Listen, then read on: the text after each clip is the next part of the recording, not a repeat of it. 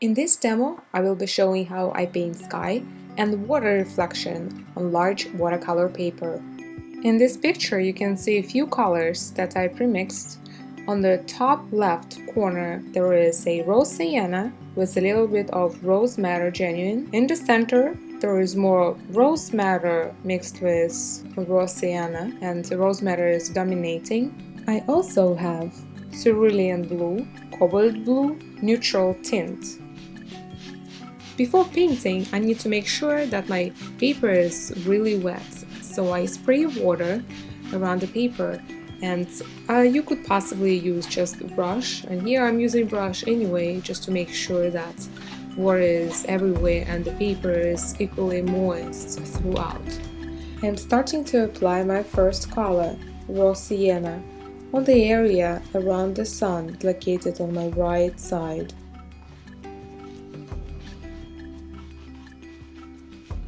Cobalt blue is the following color.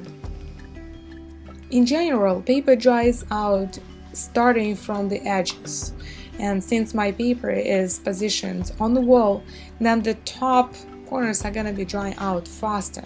That's why I need to make sure that I'm starting from the top. Applying rose madder genuine on the bottom, and you can see there are drips that are going down the paper. I think it makes it much more prettier than the very delicate and no mistake painting. To unite sky with the earth, I'm also painting over the buildings with the same rose madder genuine. I'm starting working on the clouds, and the first color I apply is a mixture between cobalt blue and neutral tint. I just changed my brush to a softer one, it's Chinese brush Haki, to make the edges of the cloud much softer.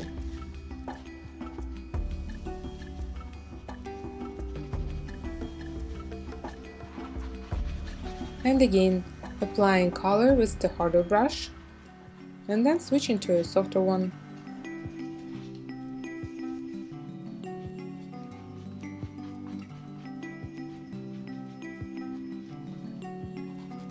To make clouds more three-dimensional, I apply again even darker color over the clouds. Often, for making even cooler tone of the shadow, I would mix Payne's Gray and Rose Madder.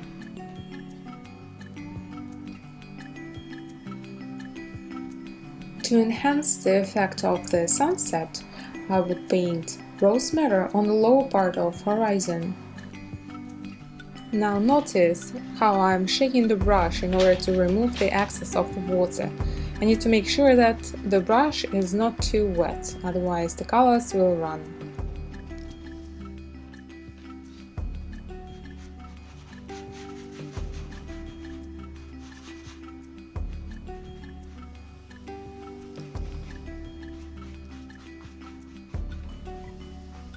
I am outlining the top part of the cloud, and the contrast of the blue makes a highlight of the cloud.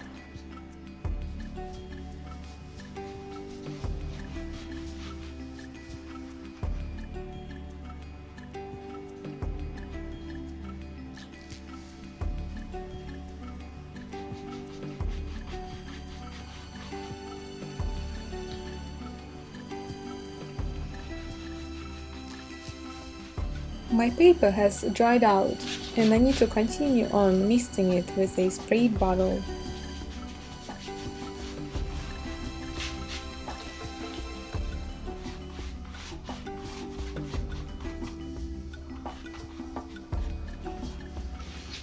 By collecting extra paint with a napkin, I'm highlighting the top of the cloud.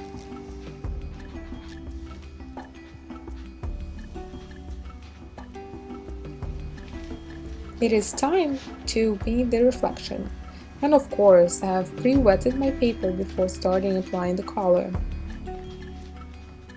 I'm starting with raw sienna for the area around the sun reflection, followed with rose madder.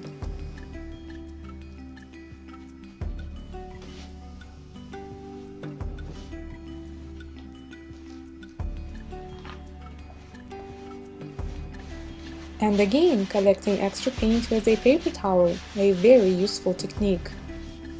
The next color is a mix of French ultramarine, cobalt blue, and neutral tint.